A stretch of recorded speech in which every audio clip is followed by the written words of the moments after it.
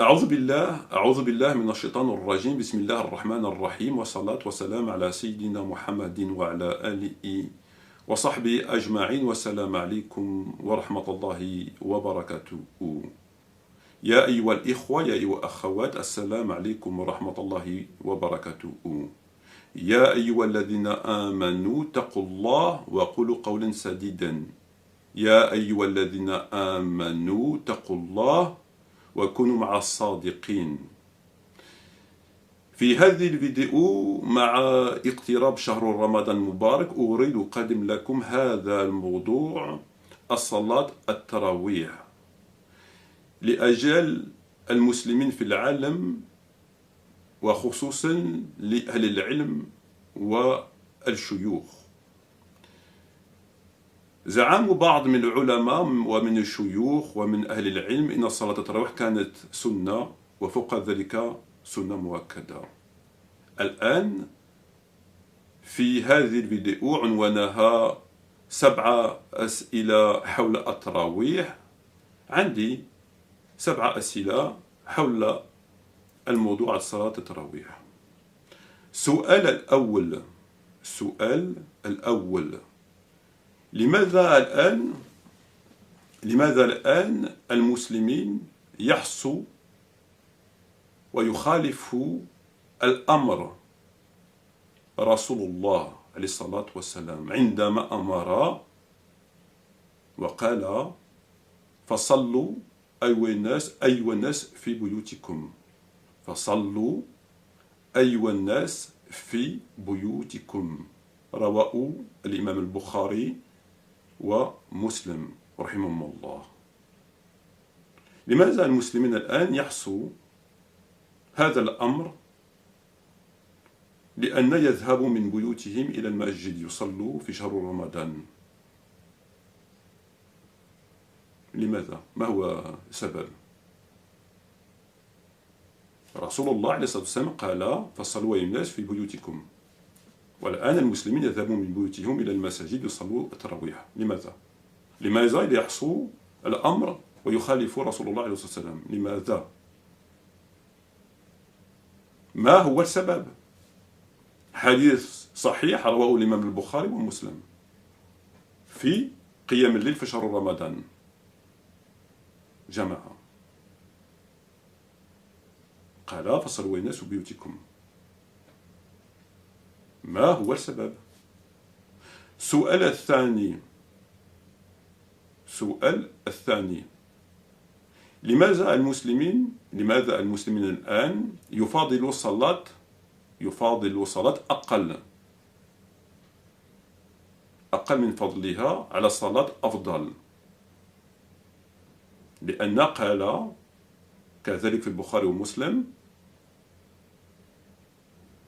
فصلوا أيها الناس في بيوتكم، إن أفضل الصلاة صلاة المرء في بيته إلا مكتوبة. فصلوا أيها الناس في بيوتكم، فإن أفضل الصلاة صلاة المرء في بيته إلا مكتوبة. لماذا الآن المسلمين عندما يذهبوا من بيوتهم إلى المساجد يصلوا قيام الليل في شهر رمضان يفاضلوا صلاة أقل من فضلها عندما يذهبوا يصلوا في المساجد؟ وهو رسول الله عليه السلام قال: فصلوا أيها الناس في بيوتكم، أمر فصلوا أيها الناس في بيوتكم، لأن أفضل الصلاة صلاة المرء في بيته إلا مكتوبة. والآن المسلمين يذهبون من بيوتهم إلى المساجد. لماذا يفضلون صلاة أقل من فرضها؟ ما هو السبب؟ رواه البخاري ومسلم على صلاة قيام شهر رمضان في المساجد. ما هو السبب؟ السؤال الثالث، زعموا بعض من العلماء وبعض من الشيوخ وبعض من أهل العلم عندما قالوا إن رسول الله عليه الصلاة والسلام صلى مع أصحابه 3 أو 4 أيام في المسجد في شهر رمضان. زعموا وقالوا إن رسول الله عليه الصلاة والسلام صلى مع أصحابه في المسجد في شهر رمضان مع أصحابه 3 أو 4 أيام، رواه البخاري ومسلم. وهذا كذب، إما كذب إما جهل إما تزوير. لأن ما صلى رسول الله عليه الصلاة والسلام مع أصحابه في شهر رمضان ما صلى 3 أيام أو 4، هذا كذب أو جهل أو تزوير. عندما نذهب في صحيح البخاري ومسلم نجد 4 نصوص على صلاة التراويح، 5 نصوص، 4 من عائشة رضي الله عنها وواحد من زيد بن ثابت، البخاري ومسلم. وما صلى مع أصحابه، ما صلى رسول الله مع أصحابه، هذا كذب أو تزوير أو جهل.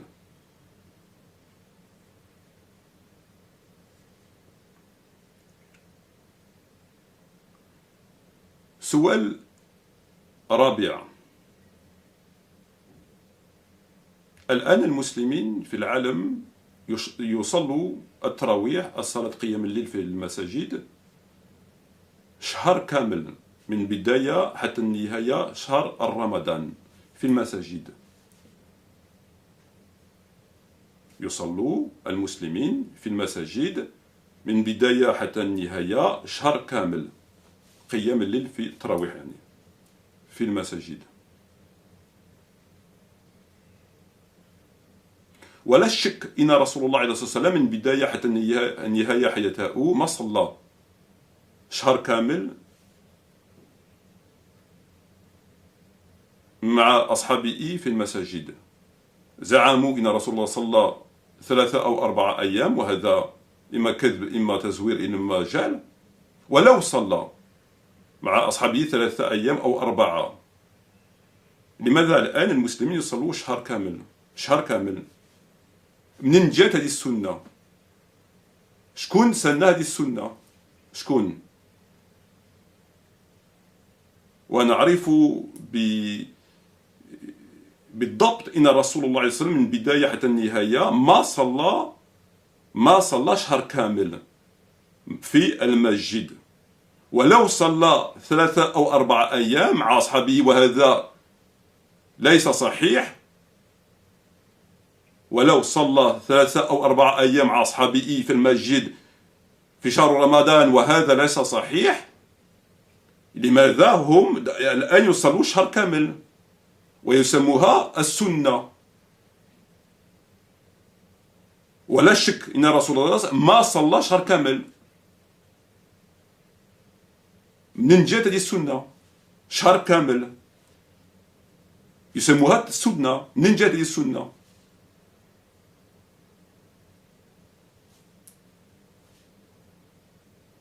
شهر كامل.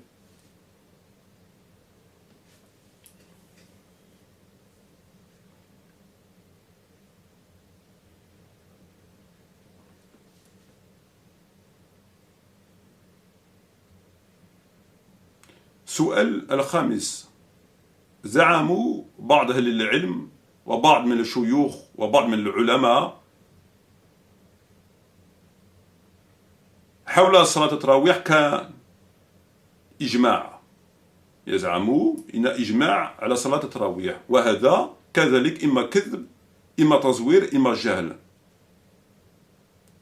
لا نجد أبدا إجماع حول صلاة التراويح، لأن إذا نذهب إلى كتاب الإمام الشاطبي الموافقات نجد النص جملة مكتوب في هذا الكتاب: كان كبار السلف من أصحاب والتابعين ينصرفون بعد صلاة العشاء إلى بيوتهم ولا يقوموا مع الإمام. عنوان الكتاب الموافقات، المؤلف الإمام الشاطبي.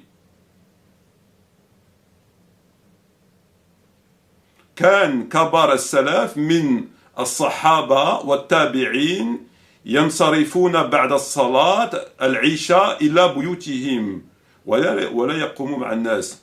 الصحابة والتابعين ما كانوا يصلوا التراويح.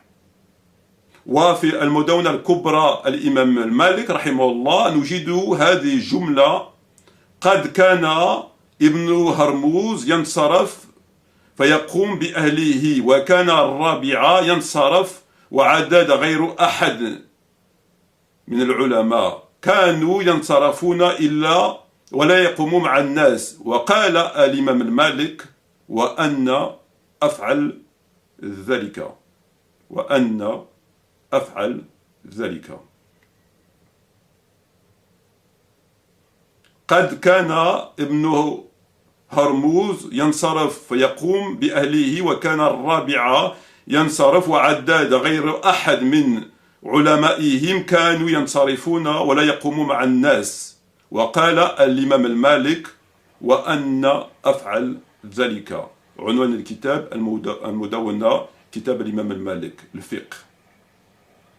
الآن يقول إجماع حول التراويح، وهذا كذلك إما كذب إما تزوير إما جهل. لا نجد أبدا الإجماع حول التراويح، حول الموضوع التراويح، لأن بعض من الصحابة وبعض من التابعين، مثال ابن عمر عبد الله بن عمر ما كان يصلي التراويح، وقالوا يوجد إجماع على هذا الموضوع، وهذا ليس صحيح. السؤال السادس: بعض من أهل العلم وبعض من العلماء وبعض من الشيوخ في اجتهادوا على الموضوع التراويح مع الكتاب الصحيح البخاري ومسلم، والنص موجود الحديث في بخاري ومسلم. قالوا إن رسول الله عليه الصلاة والسلام ما منع صلاة التراويح، ما منع صلاة التراويح قيام الليل في شهر رمضان في المساجد، لأن قال: خشيت أن تفرض عليكم فقط، ما منعها. وهذا كذلك إما كذب إما جهل إما تزوير، لأن هذا الحديث مقطوع نجده في البخاري ومسلم والنسائي وابن سعد. الحديث كامل موجود في البخاري ومسلم، يقول رسول الله صلى الله عليه وسلم: ما خشيت أن تفرض عليكم فصلوا أي الناس في بيوتكم، فإن أفضل صلاة المرء في بيته إلى مكتوبة. والآن بعض من أهل العلم والشيوخ والعلماء بانوا الاجتهاد على نص على حديث مقطوع، ولا يجوز أبدا. اجتهاد على النص مقطوع لا يجوز أبدا. ونجد في البخاري ومسلم وغيرهما النص الحديث كامل، والحديث الكامل يقول: خشيت أن تفرض عليكم هذه الصلاة فصلوا أيها الناس في بيوتكم، فإن أفضل صلاة المرء في بيته إلى مكتوبة. لماذا بعض من أهل العلم وبعض من الشيوخ وبعض من العلماء بانوا الاجتهاد مبني على نص حديث مقطوع؟ لماذا ما اختاروا الحديث كامل؟ والحديث كامل يقول: فصلوا أيها الناس في بيوتكم. من بعد الكلام: خشيت أن تكتب عليكم فصلوا أيها الناس في بيوتكم، فإن أفضل صلاة إلى مكتوبة، فصلوا الناس في بيوتكم، فإن أفضل صلاة إلى مكتوبة. لماذا لماذا اختاروا حديث مقطوع؟ ونوجد أول حديث كامل في البخاري ومسلم، موجود في البخاري ومسلم في صلاة التراويح. ومن بعد هذا القول، هذا الأمر من الرسول الله عليه الصلاة والسلام في شهر رمضان، الصحابة ما صلوا بعد رمضان، شهر هذا ما صلوا أبدا في المسجد، كانوا يصلوا القيام الليل في بيوتهم عندما قال: بعد قال رسول الله: فصلوا الناس في بيوتكم، فإن أفضل صلاة في بيته إلى مكتوبة. كي جاء رمضان، بعد هذا الرمضان الصحابة كانوا يصلوا في بيوتهم، لأن تبقوا هذا الأمر.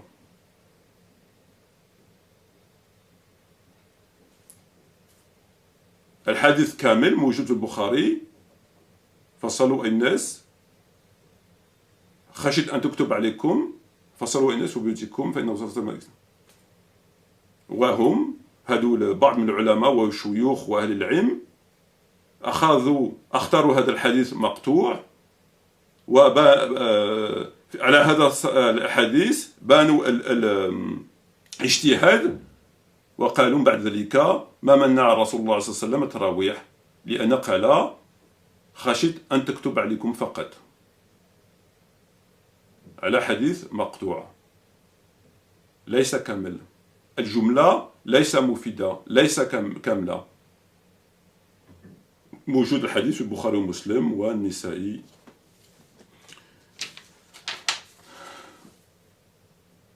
السؤال السابع، قالوا بعض من الشيوخ والعلماء وأهل العلم قالوا إن رسول الله عليه الصلاة والسلام صلى مع أصحابه 3 أو 4 أيام، وهذا ليس صحيح. ولو كان صحيح، صلى مع أصحابه 3 أو 4 أيام طبعا. السؤال سابع عفوا، لماذا لا يعرف بعض العلم وبعض من العلماء والشيوخ كم ركعات صلاهم الرسول عليه الصلاة والسلام؟ إذا كان رسول الله عليه الصلاة والسلام صلى مع أصحابه 3 أو 4 أيام، صلى مع أصحابه 3 في المسجد في شهر رمضان، صلى مع أصحابه 3 أو 4 أيام، إذن يعرفوا الصحابة وأهل العلم وأهل الشيوخ كم ركعة صلى معهم، كم ركعة صلى معهم، وهم لا يعرفوا، لا يعرفوا شيء على عدد الركعات. وذهبوا إلى عائشة رضي الله عنها وقالوا لها كم كان يصلي رسول الله صلى الله عليه وسلم النافلة في شهر رمضان، وقالت كان لا يزيد في رمضان ولا غيره على 11 بركعة فجر. إذا كان رسول الله عليه الصلاة والسلام صلى مع أصحابه كما زعموا من بعض أهل العلم وبعض من العلماء وبعض من الشيوخ، صلى مع أصحابه 3 أو 4 أيام، لماذا لا يعرفوا كم صلى ركعة معهم؟ حتى ذهبوا إلى عائشة رضي الله عنها وقالوا لها، سألوا عائشة كم كان رسول الله عليه الصلاة والسلام يصلي ركعات في شهر رمضان في البيت؟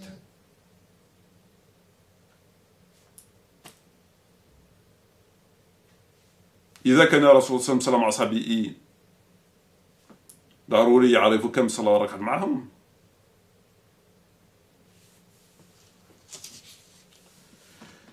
شكرا لكم على هذا اتباعكم، والسلام عليكم ورحمة الله وbarakatuh. Assalamu alaikum wa rahmatullahi wa barakatuh. Frères et sœurs, nous allons aborder la vidéo concernant le sujet des tarawih qui s'intitule « Cette question autour des tarawih ». Cette question autour des tarawih. Concernant les drapeaux algériens, pour la petite histoire que j'ai mis derrière moi, je suis parti ce matin avant d'aller au sport chez le coiffeur, et comme il sait que je suis algérien, lui tunisien, il m'a remis ce drapeau. Alors c'est pas le drapeau du Tawhid effectivement, mais à bien y réfléchir, est-ce qu'il n'y a pas est-ce qu'on ne peut pas trouver un consensus concernant ce drapeau par exemple, comme ils font les kofars, comme ils font par exemple les Français, lorsqu'ils font des discours, ils mettent le drapeau français et européen, ils mettent les deux. Est-ce qu'il serait contradictoire par rapport à la religion, puisque les gens sont attachés à leur drapeau, de mettre le drapeau du Tawhid et le drapeau algérien ou marocain ou tunisien à côté, ou turc? Est-ce que cela entrera en contradiction? Je pense que cela entrera en contradiction à la seule et unique raison que si le drapeau qui est à côté du drapeau du Tawhid concerne un État avec sa constitution. Par exemple, si vous mettez le drapeau du Tawhid à côté du drapeau algérien, et que le drapeau algérien représente non seulement l'Algérie et le peuple algérien, mais aussi le gouvernement algérien et ses constitutions, là je pense que c'est en contradiction.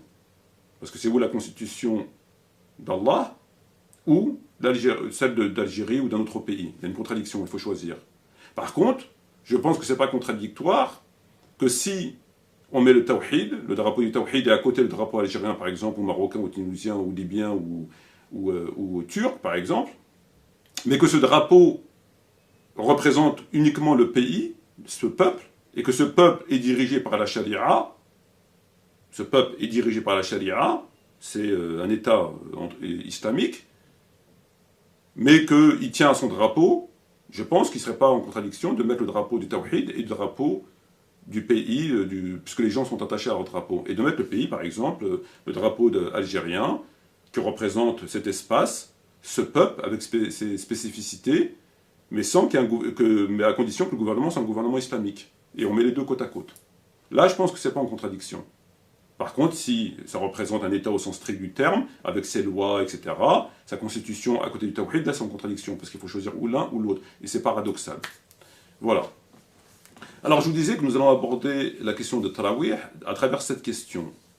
Donc cette question autour de la Salat Tarawih. La première des questions étant de savoir pourquoi les musulmans aujourd'hui désobéissent au prophète et contredisent le prophète. Pourquoi les musulmans aujourd'hui désobéissent au prophète et contredisent le prophète? Parce que le prophète, dans Bukhari et Muslim, concernant le Tarawih, en parlant de Qiyam al-Layl fi Shahr Ramadan, dans la mosquée, lorsqu'il sortait de chez lui et qu'on est venu chercher, le dernier hadith en date, le prophète a dit priez chez vous. Fasallu ayunas fi buyutikum. Il leur a dit priez chez vous. Et ils ont compris, ils ont prié chez eux. Puisque tous les ramadans ensuite, jusqu'au califat d'Abu Bakr, une partie du califat d'Omar ibn Khattab, ils ont prié chez eux. Donc l'ordre du prophète, c'est un ordre. Fasallu ayunas fi buyutikum. Priez chez vous. Pourquoi les musulmans aujourd'hui contredisent cet ordre du prophète et partent de chez eux à la mosquée? Quelle est la raison? Pourquoi? C'est pourquoi? Théologiquement parlant, comment ils peuvent nous l'expliquer? Comment ils peuvent le justifier?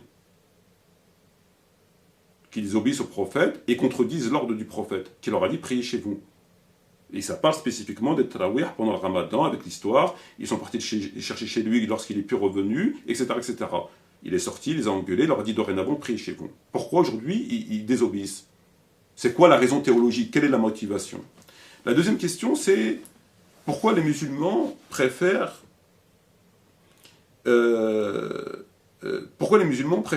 accomplir une prière qui est moins bonne, moins meilleure? Le prophète a dit, toujours dans ce hadith rapporté par Bukhari et Muslim, car priez dans vos maisons, car la meilleure prière pour un homme est celle qui est faite chez lui, mis à part la prière obligatoire. La meilleure prière que l'homme peut faire, c'est chez lui, mis à part la prière obligatoire. Pourquoi aujourd'hui les musulmans quittent leur domicile et vont à la mosquée pour faire une prière qui est moins bonne? Puisque le prophète a dit la meilleure des prières est celle que vous faites chez vous. Sauf si elle est obligatoire. Maktuba. Et Tarawih ne rentre pas dans ce cadre-là. Donc pourquoi ils font le contraire? Pourquoi ils font une prière qui est moins bonne? Pour quelle raison? Quelle est ça répond à quoi? Un problème psychiatrique, médical, fiscal, cérébral? Le prophète leur dit priez chez vous, ils obéissent, ils prient à la mosquée. En plus, il leur dit pourquoi? Pourquoi je vous dis ça? Donc il leur donne le dalil, il leur donne la raison, le pourquoi du comment. En leur disant parce que la prière que tu fais chez toi, elle est mieux que celle que tu vas faire là-bas. Mais eux, ils te disent non, ils vont là-bas. Pourquoi? La troisième petite question, c'est qu'ils nous ont dit que le prophète avait prié avec ses compagnons durant le mois du Ramadan. Or, il se trouve que c'est un mensonge, ou une ignorance, ou une manipulation. Puisqu'à la lecture des 4 textes rapportés par Aïcha et le texte rapporté par Zayn ibn Sabit, le prophète n'a pas prié avec ses compagnons. Ils ont imité sa prière pendant 3 ou 4 jours. Et lorsqu'ils s'en ont rendu compte, il est resté assis. Et Allah les voir. Et leur a dit, j'ai vu ce que vous avez fait, ce qui m'a empêché de vous rejoindre. Donc il n'a pas prié avec eux. Et ces propos sont dans les 5 textes. Dans les 5 textes de Bukhari et de Muslim, ils sont dedans. Donc il est évident qu'il n'a pas prié avec eux. Ils ont imité cette prière. Imité, à son insu. Mais lui, il les a vus. Et la 4e nuit, il n'est pas sorti. Et quand ils sont venus le chercher, il leur a dit d'entrer chez eux. À travers le hadith, etc. Donc pourquoi ils nous disent qu'il a prié avec eux? En se basant sur des hadiths, comme j'ai expliqué ce matin dans ma vidéo, qui sont rapportés notamment par Tahawi, puisque son livre est composé à charge et à décharge, mais aussi dans Sunan Abi Daoud. Il rapporte celui qui veille avec l'imam durant le mois du Ramadan, etc., etc. Mais ces textes-là sont caducs. Pourquoi ils sont caducs? L'imam Tahawi lui-même le dit. Lorsqu'il rapporte les pour et les contre, il conclut. Il dit wa dhalika sawab. Dhalika sawab. Ceci, en parlant de ceux qui ne font pas, notamment le fils de Omar ibn Khattab, il dit ceci est la position juste. C'est comme ça qu'il faut faire. Et donc ces textes-là qui rentrent en contradiction avec Bukhari et Muslim et qui sont pas rapportés par Bukhari et Muslim, donc l'autorité, les deux sahih font autorité sur les autres textes, c'est un consensus reconnu, établi.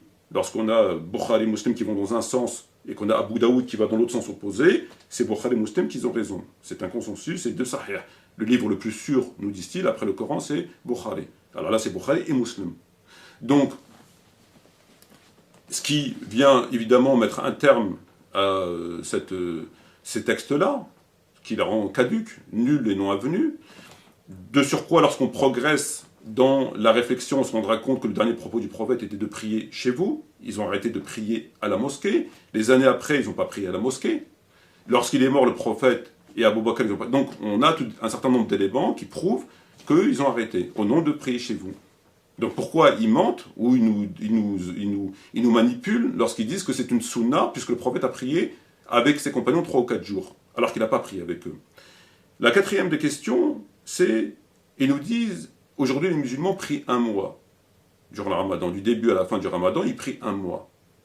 Or, et ils nous disent c'est une sunna. Sunna, ça veut dire que ça a été fait par le prophète. Sunna muakkada. C'est une sunna muakkada, c'est-à-dire certifiée. Donc, ils nous disent que c'est une sunna muakkada, que le prophète a prié avec ses compagnons. Mais personne n'a jamais dit que le prophète avait prié 1 mois. Dans le meilleur des cas, le prophète a prié 3 ou 4 jours, ce qui est faux. Mais comme même il aurait prié 3 et 4 jours, il n'a jamais prié 1 mois. Il n'y a jamais un savant qui a marché sur cette terre qui a dit que le prophète avait prié 1 mois. Donc, si le prophète n'a jamais prié 1 mois, pas plus qu'il n'a prié 15 jours ou une semaine, comment peuvent-ils dire que c'est une sunna? La sunna, c'est une chose qu'a fait le prophète, mais une chose complète. Or, le prophète n'a jamais fait 1 mois.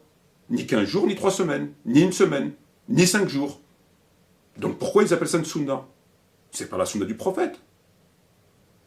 Comment peuvent-ils appeler une sunna une chose que le prophète n'a jamais faite? Ça n'existe pas, ça, en islam. De surcroît, pourquoi prie-t-il 1 mois? Puisque le prophète n'a jamais prié 1 mois. Il se base sur quel prophète pour prier 1 mois? Quel prophète a légiféré 1 mois? Puisqu'il n'y a qu'un prophète qui peut légiférer un acte d'adoration. Ou Allah. Or, là, c'est ni Allah ni son prophète qui ont légiféré cet acte d'adoration. Donc, qui a légiféré? Au nom de qui? Quel titre? Vous priez 1 mois alors que vous reconnaissez vous-même que le prophète n'a jamais prié 1 mois. Donc pourquoi vous priez 1 mois? Vous nous dites que c'est une sunna alors que vous reconnaissez que le prophète n'a jamais fait 1 mois. Comment peut-être une sunna puisque vous reconnaissez dans le même temps que le prophète n'a jamais prié 1 mois? C'est une sunna invisible? C'est une sunna comment? C'est une sunna sans être une sunna? C'est une sunna... c'est quel genre de sunna? Une sunna, c'est une chose qu'a faite le prophète. Donc ça devient une sunna. Mais le prophète n'a jamais fait 1 mois. Il nous avait dit qu'il y avait un ijma' à l'époque, il y a pratiquement 10 ans. Ils nous ont dit sur Tarawih, il y a ijma'. Il y a ijma', il y a au consensus. Tous les savants sont d'accord. Mais comment peut-il y avoir un ijma'? Parce que dans le livre par exemple, de Shatibi, Al-Muwafaqat, il écrit que un certain nombre de compagnons de Tabi'in ne faisaient pas Tarawih. Comme je l'ai lu en arabe. Kan كبر السلف من الصحابة والتابعين ينصرفون بعد الصلاة العشاء إلى بيوتهم ولا يقوموا مع الناس مع الإمام عفوا. Donc s'il y a des compagnons qui ont contesté cette prière, le fait qu'ils priaient chez eux et des tabi'in, comment peux-tu dire qu'il y a consensus? Consensus, c'est que tout le monde est d'accord. Or, le consensus prend une claque, c'est le moins qu'on puisse dire, à l'époque même du prophète, enfin après le prophète, puisque les compagnons ne faisaient pas tarawih. Ils ont contesté cette pratique. Ils rentraient chez eux, comme l'a rapporté l'imam Malik. Lorsqu'on l'a interrogé, on lui a dit tel et tel grand savant ne font pas tarawih, et qui quittent après l'Isha la mosquée, il leur a dit ils ont raison. Et moi je fais comme eux. Et j'en passe. Il y a plein de textes sur ça, notamment, comme on l'a dit, Tahawi. Dalika Sawab, etc., etc. Donc il n'y a pas ijma'. Puisque ça a été contredit lorsqu'on interroge l'imam Shafi'i, rahimahullah, on lui dit, qu'est-ce que tu penses des gens qui font tarawih? Il a dit, moi je préfère prier seul. Je préfère les gens qui prient seuls. Ben, si c'est une sunna, pourquoi il dit, je préfère ceux qui prient seuls? Quand c'est une sunna, on dit, oui, il faut prier à la mosquée, parce que c'est une sunna. Au nom de quoi il a dit, je préfère prier seul? Au nom de quel texte? Au nom de quoi? Si c'est une sunna, il dit, oui, c'est une sunna, il faut prier à la mosquée. Donc c'est une sunna, mais il dit, il faut prier chez soi. Mais c'est une sunna de prier à la mosquée. Donc, je dis, c'est une sunna de prier à la mosquée, mais je te demande dans le même temps de prier chez toi. Donc, il n'y a pas ijma'. Le ijma' n'a jamais existé. Il existe dans la tête de certaines personnes, c'est tout. Le ijma' n'a jamais existé sur ce sujet. Enfin, la 7e question, c'est lorsqu'ils nous disent que le prophète a prié 3 ou 4 jours. Ils nous disent que le prophète a prié 3 ou 4 jours, vous vous souvenez? Il a prié 3 ou 4 jours avec ses compagnons. Et après, il a dit, j'ai craint que cette prière ne soit j'ai oublié une question, la 6e. Je crains que ce soit une obligation pour vous. Donc il a pris 3-4 jours. Mais s'il a pris 3-4 jours, comment ça se fait qu'ils ne savent pas combien de rak'at il a fait? Vous savez qu'ils ne savent pas combien de rak'at il a fait? Ils ne savent pas. Et pour savoir, ils sont partis voir Aïcha. Alors, ils lui ont demandé combien de rak'at il faisait le prophète pendant le ramadan. Elle a dit qu'il ne dépassait pas tel nombre de rak'at, ni pendant le ramadan, ni en dehors du ramadan.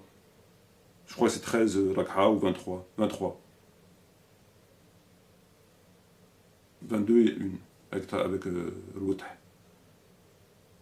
Donc, si on vous dit qu'il a prié pendant 3-4 jours avec son compagnon, ils sont à même de savoir combien de rak'at il a fait. Pourquoi ils vont voir Aïcha pour lui demander? Ils se basent aujourd'hui sur Aïcha. Ils lui ont demandé combien il priait pendant le ramadan.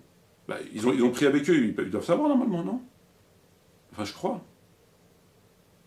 Et la dernière question, c'est, ils nous disent, pourquoi ils ont fait un ijtihad sur un hadith qui est amputé? Ils ont pris le hadith dans Bukhari et Muslim qui dit, j'ai craint que ce soit une obligation pour vous. Ils ont fait un ijtihad à partir de cette phrase. Alors que le hadith complet, c'est l'autre. Enfin, c'est le même complet. Je crains que ce soit pour vous une obligation, mais dorénavant, priez dans vos demeures, parce que la meilleure prière, etc. Donc logiquement, ils font un ijtihad sur l'ensemble du texte. Normalement, ils font un ijtihad sur l'ensemble du texte. Pourquoi ils ont pris que la moitié? Et de la moitié, ils ont fait un ijtihad. Pourquoi? Pourquoi ils n'ont pas pris le hadith qui est dans Bukhari Muslim qui dit qui est complet? Ils l'ont pas vu? Pour quelle raison? C'est quoi leur raison? C'est quoi la raison? C'est étrange quand même. Ils vous font un ijtihad à partir d'un hadith qui est amputé.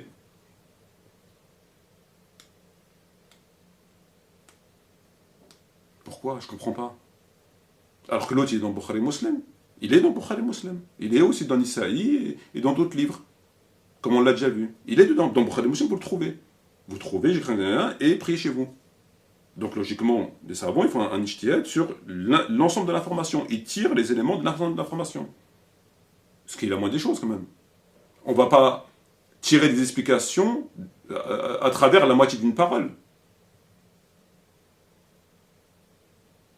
Ça me semble logique. On prend la moitié d'un hadith et on fait un ijtihad. Pourquoi? Et l'autre, pourquoi ils ne l'ont pas pris? La suite, pourquoi ils ne l'ont pas pris? Pourquoi ils l'ont zappé? Pourquoi ils l'ont mis de côté? Je comprends pas.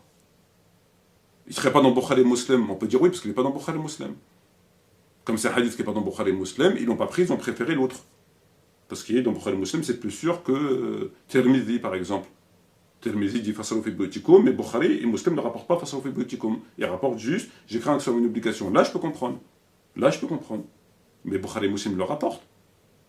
Lorsque le prophète dit Umirtu an nuqatila an-nas hatta yaqulu la ilaha illallah wa anna Muhammadan rasulullah, il est dans Bukhari et Muslim. Il est coupé. Et vous avez dans un autre chapitre ou une autre page, Umirtu an nuqatila an-nas hatta yaqulu la ilaha illallah wa anna Muhammadan rasulullah wa yuqimu as-salata wa yu'tu az-zakat. Donc vous avez deux hadiths qui parlent de deux sujets identiques, le statut, on m'a ordonné de combattre les gens, un il dit jusqu'à ce qu'il témoigne que Dieu, et l'autre il dit qui témoigne et qui donne la prière, qui s'acquitte de la prière et qui fasse la zakat. C'est lequel qui est bon? Les deux. Donc tu les combats pour quand? Tu les combats à partir de quand? De quel hadith? Les deux. Alors je les combats jusqu'à ce qu'ils témoignent de Dieu, et puis un autre jour je les combattrai pour la prière, la zakat. Ça dépend des jours en fait.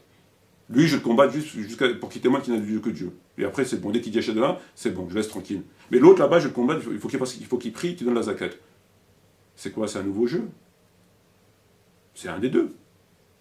Et l'authentique, on l'a expliqué, c'était lequel? C'était avec la salat et la zakat. Conformément au Coran, il a et conformément à ce qu'a fait Abu Bakr lorsqu'il a combattu les apostats au nom de ce hadith que Omar ibn Khattab avait pris, lui, l'amputé. Il a dit, tu ne faut pas les combattre parce que j'ai entendu le prophète dire telle chose. Abu Bakr l'a corrigé. Il a dit, non, tu te trompes. La zakat, ça fait partie de la loi. Et il doit sortir le hadith, il doit parler de ça. À partir de là, Ammar s'est rangé de son avis, il a dit, effectivement, je me suis trompé. Tout ce que je veux dire, c'est dans Bukhari et Muslim. Ben, ils ont fait pareil avec Tarawih. Ils ont pris un hadith, et en fait, ils font la même chose qu'Ammar. Sauf qu'Ammar, il a reconnu son erreur. Il a pris un hadith qui était amputé, il a reconnu son erreur. Eux, ils font la même chose aujourd'hui. Ils prennent un hadith amputé. Et ils laissent celui qui est complet. Ça fait partie des paramètres du hadith. Le hadith amputé. Vous avez des hadiths amputés, vous avez des hadiths altérés, vous avez des hadiths faux, vous avez des hadiths abrogés, vous avez des hadiths contredits, vous avez des hadiths qui ont perdu l'information au cours de route, vous avez les paramètres du hadith, ils sont nombreux. On ne prend pas un livre de hadith, on voit le prophète a dit, le prophète a dit. Là, on va dans le mur. Vous prenez une information et vous faites un recoupement de hadith. Est-ce que nous avons des éléments complémentaires? Pas. Si nous avons des éléments complémentaires, quels sont-ils? Sont-ils confirmés ou infirmés? Sont-ils partiellement ou complètement confirmés? Sont-ils de nature à réorienter la pratique, etc., etc. Et ce hadith, c'est dans Bukhari et Muslim. Mais ils ont pris eux l'autre. Ils ont coupé la parole du prophète. Ils ont coupé la parole du prophète. C'est incroyable. Incroyable. C'est dramatique. C'est dramatique. Donc cette question, posez-la. Posez aux chouyours, notamment dans les mosquées de la République. Et posez-leur, c'est cette question. Je vais vous donner cette question. Première question, pourquoi désobéir lors du prophète? Deuxième question, pourquoi ils font une prière qui est moins bonne? Troisième question, pourquoi ils disent qu'il a prié avec eux alors que dans Bukhari Muslim, il n'a jamais prié avec eux? Quatrième question, pourquoi ils prient à moi? Ils disent que c'est une sunna alors que le prophète n'a jamais prié à moi. Cinquième question, pourquoi ils disent qu'il y a alors que les compagnons tabi'in ne faisaient pas tarawih? Sixième question, pourquoi ils ont pris un hadith coupé au détriment d'un hadith complet? Et septième question, pourquoi ils disent qu'il a pris 3-4 jours alors qu'ils sont incapables de nous dire combien de rak'at il a fait? Ils étaient obligés d'aller voir Aïcha pour lui demander. Et alors elle a dit, oui, il priait, etc. Sur ce, je vous remercie. Wassalamu alaikum wa rahmatullahi wa barakatuh.